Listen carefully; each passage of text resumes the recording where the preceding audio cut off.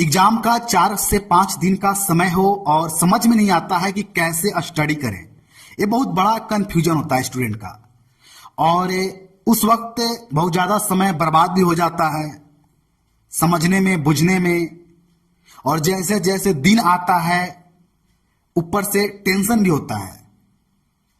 ये चैप्टर मैंने छोड़ दिया है, ये टॉपिक छोड़ दिया है। तो देखिए, जब आपका एग्जाम का बहुत कम समय हो उस वक्त आप एक स्मार्ट तरीके से आप स्टडी कीजिए।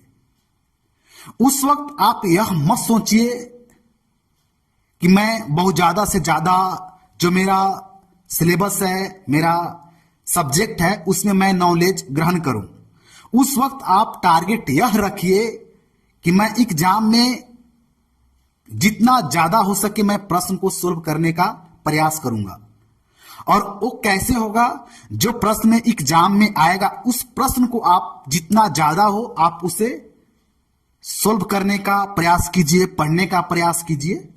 क्योंकि आपके सिलेबस में बहुत सारे ऐसे टॉपिक होंगे जो एक नॉलेजेबल टॉपिक होता है, जो एग्जाम से किसी भी तरह का वैसा संबंध नहीं रहता है। बहुत सारे ऐसे टॉपिक होते हैं, ऐसा बात नहीं है, लेकिन आपके दिमाग में एक प्रश्न आ रहा होगा कि ऐसा थोड़ी होता है सर, एग्जामिनर कोई भी प्रश्न को पूछ सकता है।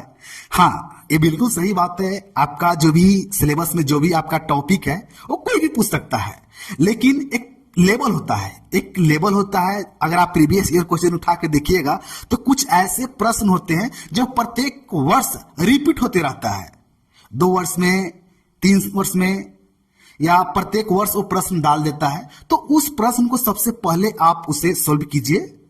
ये मैं बोल रहा हूं, मेरा कहने का मतलब यही है कि जो एग्जाम में हमेशा प्रश्न पूछा जाता है, प्रीवियस ईयर क्वेश्चन उठाकर आप देखिए और उसमें जो प्रश्न पूछा जाता है हमेशा उस चीज को आप ज्यादा फोकस कीजिए। अगर उसके बाद आपको समय बचता है तो जो आपको लगता है कि एग्जाम से पूछा जाएगा उस प्रश्न को आप पढ़िए, उस टॉपिक को पढ़िए, उस प्रश्न को सोल्व करने का प्रयास कीजिए। ये एक अच्छा तरीका होता है एग्जाम में पास करने के लिए। क्योंकि आपने 1 साल समय बर्बाद कर दिया। यही प्रयास कीजिए कि एक स्मार्ट तरीके से एक एक सब्जेक्ट को पढ़ने के लिए